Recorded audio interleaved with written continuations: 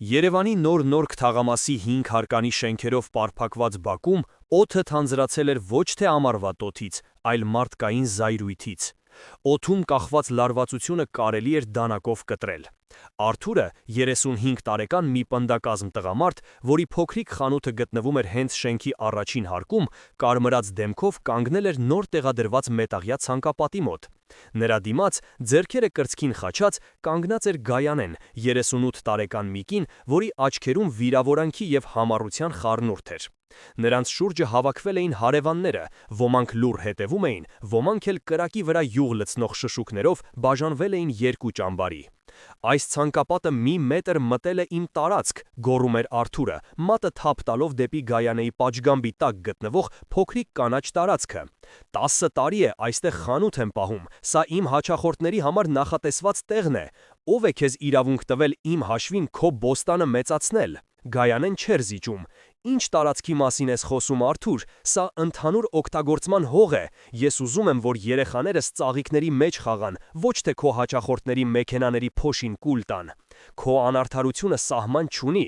Բառերը փոխարինվում էին անձնական վիրավորանքներով, հին վեճերն ու դժգոհությունները մակերես էին դուրս գալիս, թունավորելով բակի խաղաղ մթնոլորտը։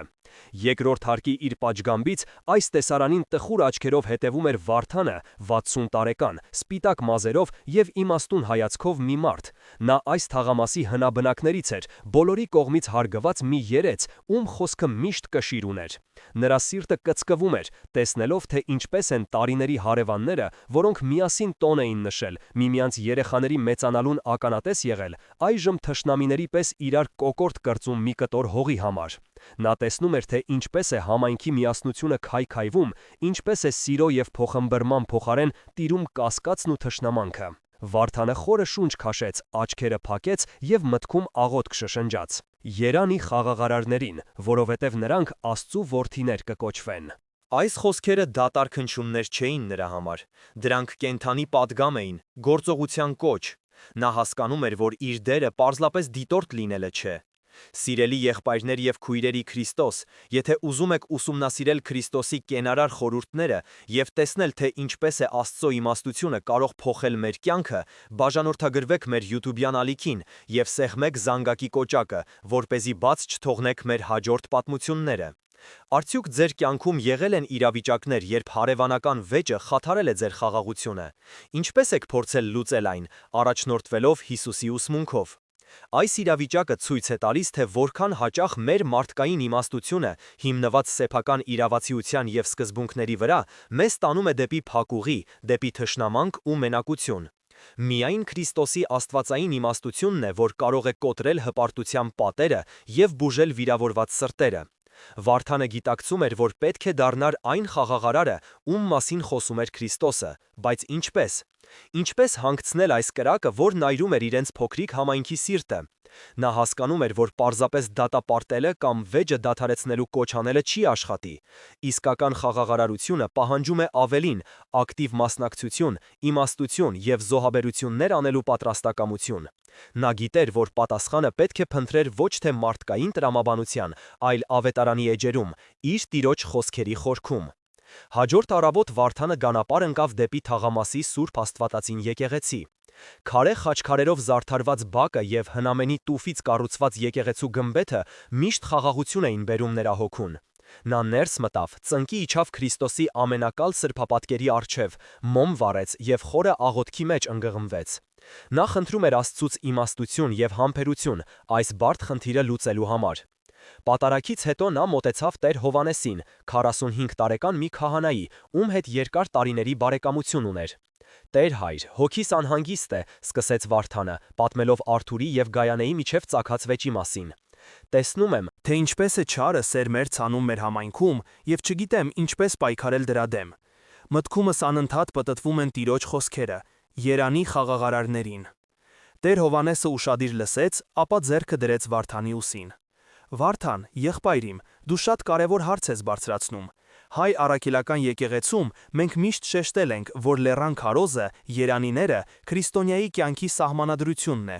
Տեր Հիսուսը չի ասում երանի նրանց, ովքեր սիրում են խաղաղությունը, կամ երանի նրանց, ովքեր խուսափում են վեճերից։ Նա ասում է երանի խաղաղարարներին, Այսինքն նրանց, ովքեր ակտիվորեն ստեղծում են, արարում են խաղաղություն։ Սա պասիվ վիճակ չէ, այլ ակտիվ, երբեմն նույնիսկ զոհաբերական գործողություն է։ Նրանք նստեցին եկեղեցու բակի նստարանին, և Տեր Հովհաննեսը շարունակեց. «Հիշիր, որ հունարեն բնագրում օգտագործված էյրենոպոյոս բառը նշանակում է կամուրջներ կառուցող, կապեր վերականգնող։ Քրիստոսն ինքը ամենամեծ խաղաղարարն էր, ով իր արյամբ խաղաղություն հաստատեց երկնքի ու երկրի, Աստծո ու մարդու միջև։ Նա մեզ կոչ է անում հետևել իր օրինակին, դառնալով Աստծո որդիներ ոչ թե անունով, այլ գործով։ Մեր պատմության ընթացքում դարեր շարունակ, երբ թշնամիները փորձում էին պառակտել մեր ժողովրդին, հենց այսպիսի խաղաղարարներն էին, հոգևորականներն ու աշխարհականները, որոնք Քրիստոսի խոսքով զինված վերականգնում էին ներքին միասնությունը։ Այդ ընթացքում Արթուրն իր խանութում նյարդային քայլում էր, կնոջը բացատրելով իր արդարացի դիրքորոշումը։ «Ես իմն եմ պաշտպանում, եթե այսօր զիջել, վաղը գլխիս կնստեն»։ Իսկ Գայանեն իր տանը բողոքում էր ամուսնուն։ Նա միայն փողի մասին է մտածում, մի կտոր կանաչ տարածքը շատ է տեսնում երեխաներիս։ Երկուսն էլ իրենց ճշմարտացիության մեջ համոզված փորձում էին կիրառել աշխարհիկ իմաստությունը, պայքարել, պնդել, չզիջել։ Նրանք դեռ չէին գիտակցում, որ իրենց հաղթանակը լինելու էր իրենց իսկ պարտությունը, քանի որ դրա գինը լինելու էր համայնքի խաղաղությունը և հարևանական ջերմ հարաբերությունները։ Վարդանը Տեր Հոր խոսքերից ոգեշնչված տուն վերադարձավ։ Նա բացեց իր հին ավետարանը, որը ժառանգել էր պապից, և սկսեց կրկին ու կրկին կարդալ Մատթեոսի 5-րդ գլուխը։ Նա փորձում էր ոչ թե ուղղակի կարդալ, այլ խոսքերի խորքը թափանցել, հասկանալ, թե ինչ կաներ Քրիստոսն այս իրավիճակում։ Նա գիտեր, որ պատասխանը այնտեղ է, բայց դեռ չէր կարողանում ամբողջությամբ ըմբռնել, թե ինչպես պետք է այդ աստվածային իմաստությունը վերածել գործնական քայլերի։ Հաջորդող շաբաթվա ընթացքում իրավիճակն էլ ավելի սրվեց։ Ցանկապատի շուրջ վեճը վերածվել էր սառը պատերազմի։ Մի գիշեր անհայտ մեկը Գայանեի նոր տնկած ծաղիկների վրա աղբ էր թափել։ Գայանեն առանց երկմտելու մեղադրեց Արթուրին։ Հաջորդ օրը Արթուրի խանութի ցուցափեղկին ինչ-որ մեկը կեղտոտ բառ էր գրել։ Արթուրը համոզված էր, որ դա Գայանեի ամուսնու ձեռքի գործն է։ Երբեմնի աղմկոտ ու կենսարաղ բակը լռել էր։ Երեխաներին արգելել էին միասին խաղալ։ Հարևանները միմյանց հանդիպելիս կամ գլուխները կախում էին, կամ սառը հայացքով անցնում էին կողքով։ Համայնքի սիրտը հիվանդացել էր, և այդ հիվանդության անունը թշնամանք էր։ Վարդանը, տեսնելով այս ամենը, որոշեց գործել, հիմնվելով իր մարդկային փորձի և տրամաբանության վրա։ Նա մտածեց, որ եթե առանձին խոսի կողմերի հետ, կկարողանա համոզել նրանց։ Նախ նա գնաց Արթուրի խանութ։ «Արթուր ջան, տղաս, արի մի կողմ դնենք այս վեճը, դուք տարիների հարևաններ եք, այսպես չի կարելի», սկսեց նա հայրական տոնով։ Արթուրը կտրուկ ընդհատեց. «Հարգելի Վարդան պապի, ես ձեզ շատ հարգում եմ, բայց սա սկզբունքի հարց է, նա ոտնձգություն է արել իմ սեփականության նկատմամբ, թող քանդի ցանկապատը, հետո կխոսենք»։ Վարդանի փորձը ձախողվեց։ Այնուհետև նա բարձրացավ Գայանեի տուն։ «Գայանե, աղջիկս, միթե մի քանի սանտիմետր հողն արժե այսքան թշնամանքի, խաղաղությունն ավելի թանկ է»։ Գայանեի աչքերը լցվեցին արցունքով։ «Վարդան պապի, դուք չեք հասկանում, սա հողի հարց չէ, արժանապատվության հարց է, նա ինձ ամբողջ թաղամասի առաջ գող անվանեց, ես երբեք չեմ ների նրան, քանի դեռ ներողություն չի խնդրել»։ Վարդանը հասկացավ, որ իր մարդկային ջանքերը բավարար չեն։ Երկու կողմերն էլ խրամատավորվել էին իրենց ճշմարտության մեջ և չէին ուզում լսել ոչ մի փաստարկ։ Նրանք երկուսն էլ իրենց զոհ էին զգում և մյուսին համարում էին ագրեսոր։ Հուսահատված նա կրկին այցելեց Տեր Հովհաննեսին։ «Տեր հայր, ես ձախողվեցի, իմ խոսքերը պատերին էին դիպչում, նրանց սրտերը քալացել են», տխուր ասաց նա։ Տեր Հովհաննեսը բացեց Աստվածաշունչը և ցույց տվեց Հակոբոս առաքյալի թղթի խոսքերը։ «Որտեղի՞ց են ձեր մեջ կռիվներն ու վեճերը, չէ՞ որ ձեր անդամների մեջ պատերազմող ցանկություններից։ Իմաստությունը, որ վերևից է, նախ մաքուր է, ապա խաղաղասեր, հեզ, հնազանդ, ողորմությամբ ու բարի պտուղներով լի, անկողմնակալ ու առանց կեղծավորությամբ»։ «Տեսնում ես, Վարդան, ասաց քահանան, մարդկային իմաստությունը, որը հիմնված է սեփականի եսի, սկզբունքների և արդարության զգացման վրա, հաճախ հանգեցնում է կռիվների, իսկ աստվածային իմաստությունը, Քրիստոսի իմաստությունը, խաղաղասեր է, հեզ և ողորմած։ Դու փորձեցիր լուծել խնդիրը դիմելով նրանց տրամաբանությանը։ Այժմ ժամանակն է դիմել նրանց սրտերին, Քրիստոսի խոսքի միջոցով։ Այս խոսքերը նոր հույս արթնացրին Վարդանի մեջ։ Նա հասկացավ, որ իր մոտեցումը սխալ էր։ Նա փորձում էր լինել դատավոր, մինչդեռ պետք է լիներ բժիշկ։ Նա գիտակցեց, որ Քրիստոսի խորհուրդը պարզապես բարի խոսքեր ասելը չէ, այլ հոգևոր հասունություն պահանջող խորը գործընթաց, որի համար ինքը դեռ լիովին պատրաստ չէր։ Վարդանի հաջորդ քայլը, թեև բարի մտադրություններով էր արված, իրավիճակն էլ ավելի բարդացրեց։ Ոգեշնչված տեր-հոր խոսքերով նա որոշեց հրապարակային կերպով հաշտեցնել կողմերին։ Մի կիրակի օր, երբ բակի բնակիչներից շատերը դրսում էին, նա կանգնեց բակի կենտրոնում և բարձր ձայնով դիմեց բոլորին, կոչ անելով Արթուրին և Գայանեին մոտենալ։ Սիրելի հարևաններ, մենք բոլորս քրիստոնյաներ ենք, մեր Տեր Հիսուս Քրիստոսը մեզ պատվիրել է սիրել միմյանց և ներել։ Մի դատեք, արի Արթուր, արի Գայանե, եկեք այստեղ, սեղմեք իրար ձեռք և վերջ տվեք այս անիմաստ թշնամությանը։ Մի պահ լռություն տիրեց։ Բոլորի հայացքներն ուղղված էին Արթուրին և Գայանեին։ Նրանք իրենց անչափ անհարմար զգացին։ Արթուրը զգաց, որ իրեն հրապարակային ճնշման են ենթարկում, որպեսզի հրաժարվի իր արդար պահանջից։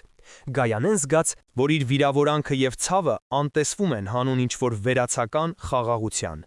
Արթուրն առաջինը խախտեց լռությունը։ Նրա ձայնը սառն էր և զայրացկոտ։ Վարդան պապի, ձեր խորհուրդների կարիքը չունեմ։ Ես չեմ պատրաստվում ձեռք սխմել մեկի հետ, ով իմ գույքի վրա աչք ունի և ինձ զրպարտում է։ Գայանեն էլ իր հերթին պատասխանեց. Իսկ ես չեմ հաշտվի մեկի հետ, ով ինձ վիրավորել է և իմ երեխաների խաղաղությունը խլել է։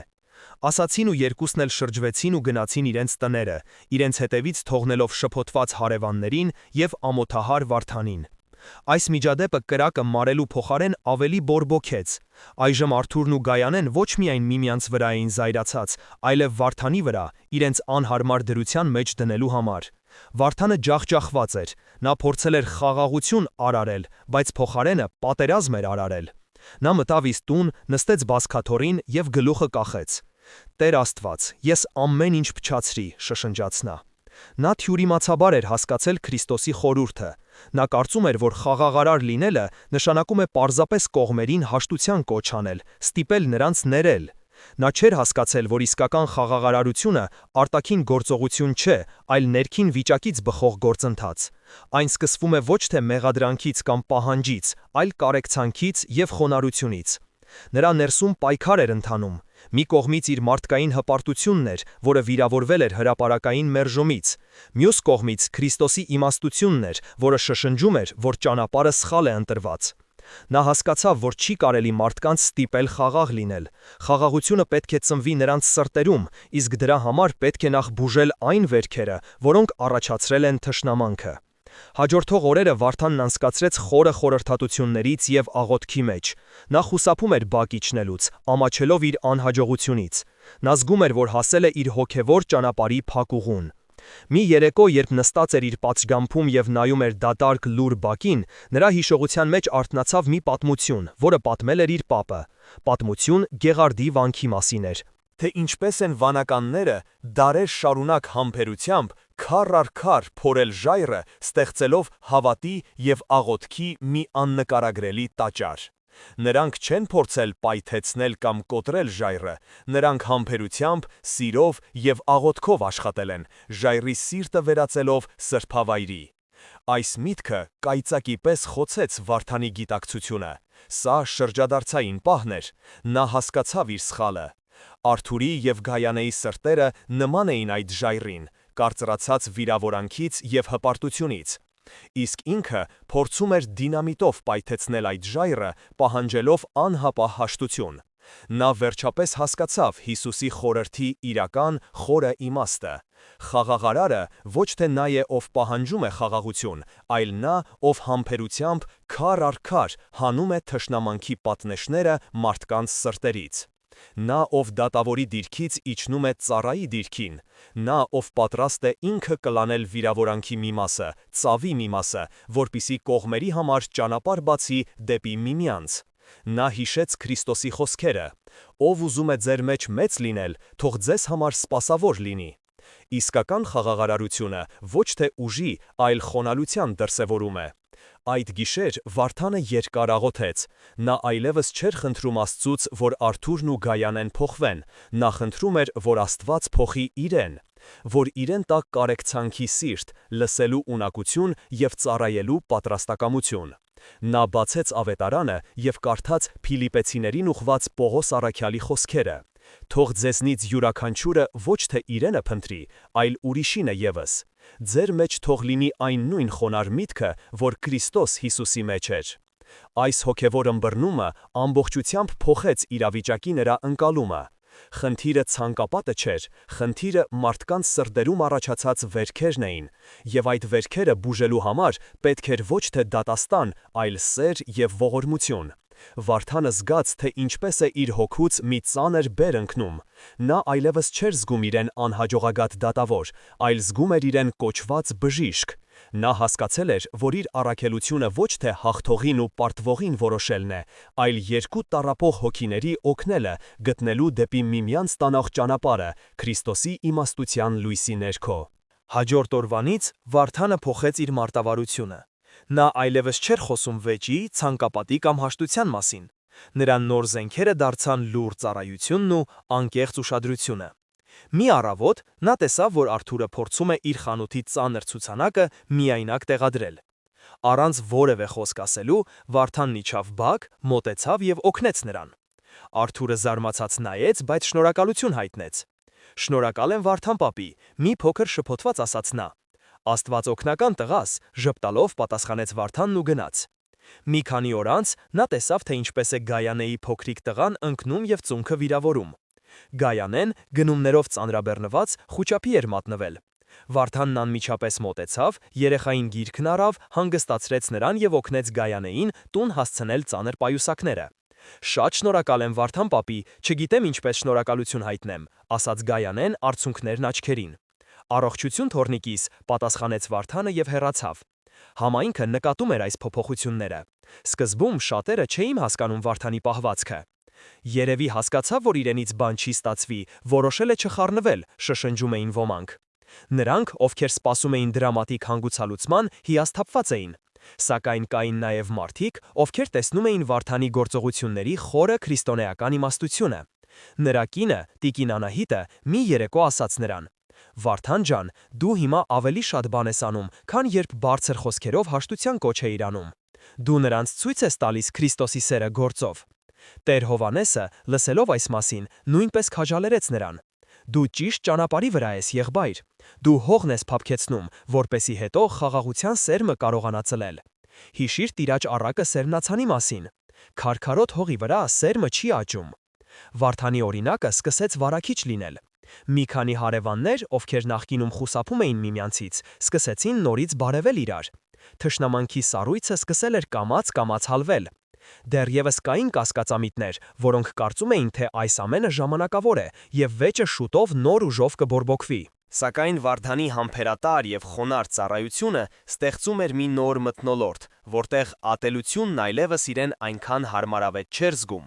Նա ոչինչ չէր պահանջում, ոչինչ չէր ակնկալում, նա պարզապես սեր էր տալիս, հետևելով իր Տիրոջ օրինակին, ով եկել էր ոչ թե որպեսզի իրեն ծառայեն, այլ որպեսզի ինքը ծառայի։ Մի քանի շաբաթ անց, երբ մթնոլորտը զգալիորեն մեղմացել էր, Վարդանը զգաց, որ եկել է վճռական գործողությունների պահը։ Նա այլևս չէր հենվելու հրապարակային կոչերի կամ ճնշման վրա։ Նա որոշեց կառուցել այն կամուրջը, որի մասին խոսել էր Տեր Հովհաննեսը։ Նա նախ մոտեցավ Արթուրին. «Արթուր ջան, կարող ենք մի քանի րոպե խոսել, բայց ոչ թե ցանկապատի, այլ քո մասին», հանգիստ ասաց նա։ Արթուրը, ով արդեն այլ կերպ էր վերաբերվում Վարդանին, համաձայնեց։ Նրանք նստեցին խանութի մոտ գտնվող նստարանին։ «Ես տեսնում եմ, թե որքան լարված ես այս ամիսներին», սկսեց Վարդանը։ «Այս փոքրիկ խանութը քո ընտանիքի հացն է, և ես հասկանում եմ քո անհանգստությունը, որ ցանկացած փոփոխություն կարող է վնասել քո գործին։ Պատմիր ինձ, ի՞նչն է քեզ ամենաշատ անհանգստացնում»։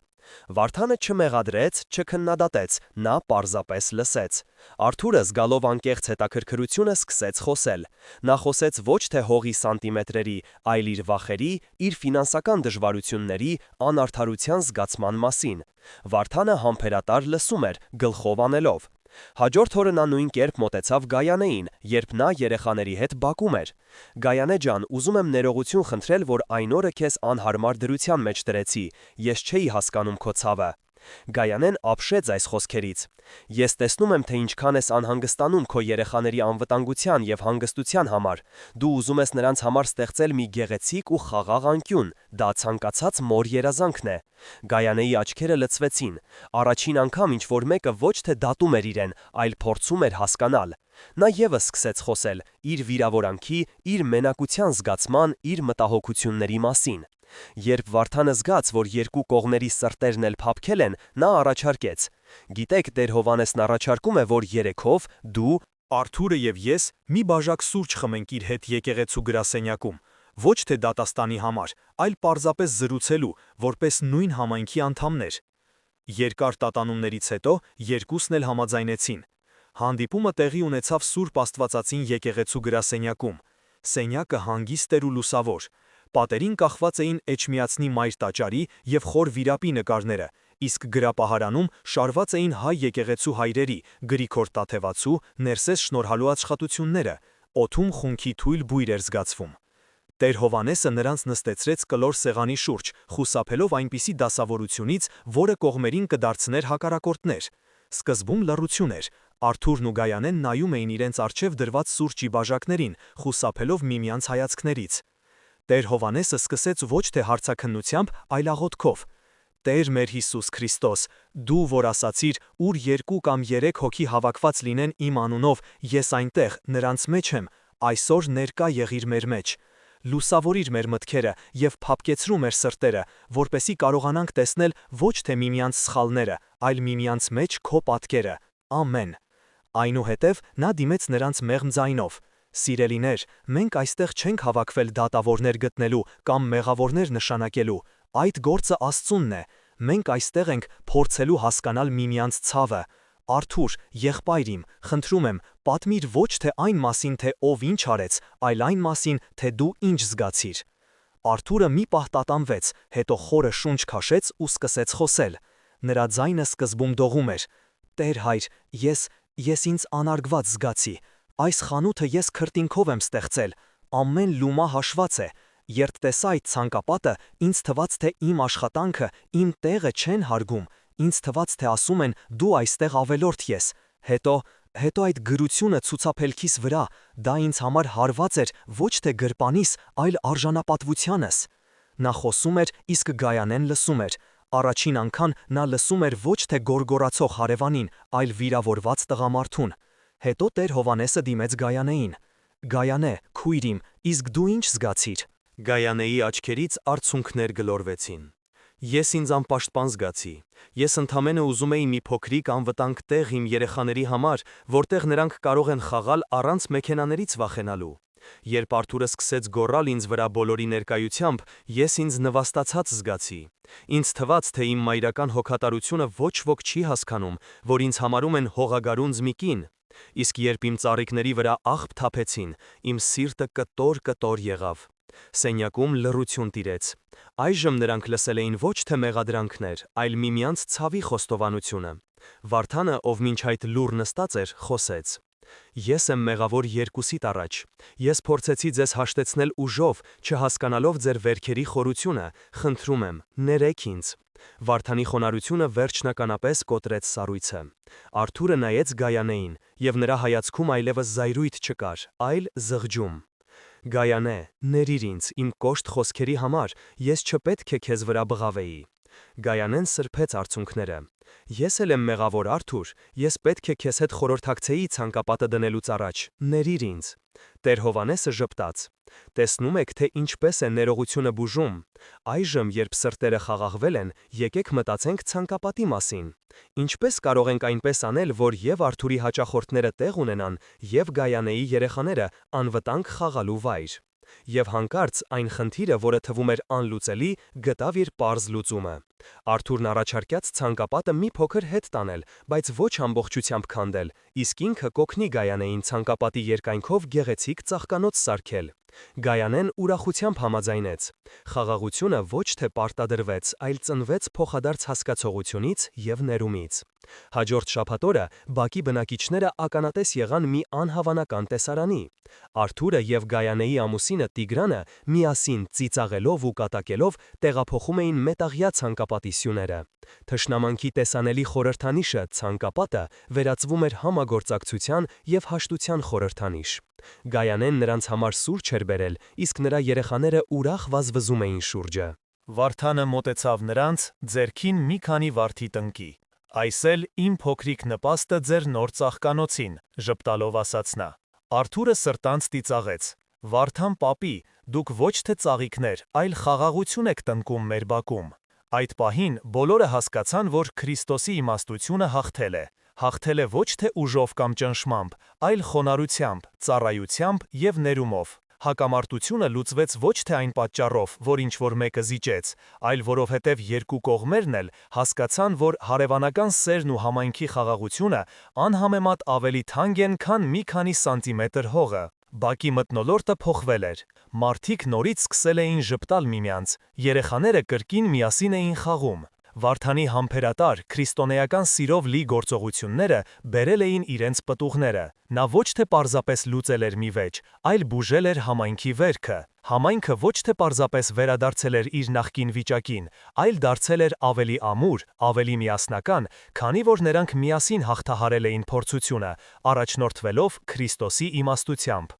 Վարդանը, ով սկզբում իրեն զգում էր անզոր երեց, այժմ իր համայնքի աչքում իսկական ակսակալ էր, իմաստուն խաղաղարար, ով ցույց տվեց, որ Քրիստոսի խորհուրդները ոչ թե գեղեցիկ խոսքեր են, այլ կյանք փոխող զորություն։ Մի քանի ամիս անց Սուրբ Ծննդյան տոներին բակի բնակիչները որոշեցին միասին նշել տոնը։ Արթուրն իր խանութից հյութեր ու քաղցրավենիք բերեց, Գայանեն իր թխած հայտնի գաթան։ Վարդանը կանգնած էր իր պատշգամբում և նայում էր ներքևում հավաքված ուրախ մարդկանց։ Նրա սիրտը լցված էր խաղաղությամբ և երախտագիտությամբ։ Նա հասկացել էր, որ Աստծո որդի կոչվելու երանությունը ոչ թե տիտղոս է, այլ Աստծո սիրո և խաղաղության գործիքը լինելու բերքրանք։ Նա տեսավ, թե ինչպես է Արթուրի աղջիկը ծաղիկ նվիրում Գայանեին, և հասկացավ, որ խաղաղության սերմերը տվել են ամենագեղեցիկ ծիլերը՝ սիրո և միասնության տեսքով։ Սիրելի եղբայրներ և քույրեր, Վարդանի պատմությունը ցույց է տալիս, որ խաղաղարար լինելը հեշտ ճանապարհ չէ,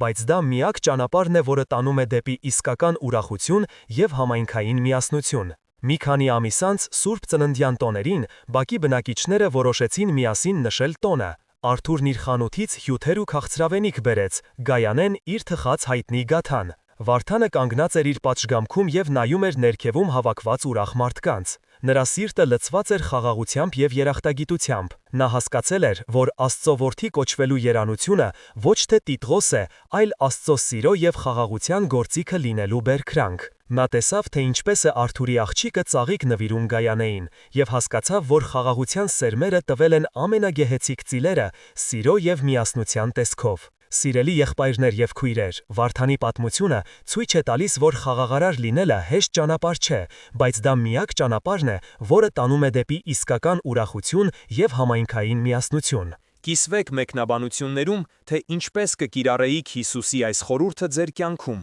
լինի դա ընտանիքում, աշխատավայրում, թե հարևանների հետ հարաբերություններում։ Ինչ քայլեր կարող եք անել այսօր դառնալու այն կամուրջը, որը միացնում է մարդկանց սրտերը։ Թող մեր Տեր Հիսուս Քրիստոսի խաղաղությունը, որ գերազանցում է ամեն միտք, պահպանի ձեր սրտերն ու մտքերը։ Ամեն։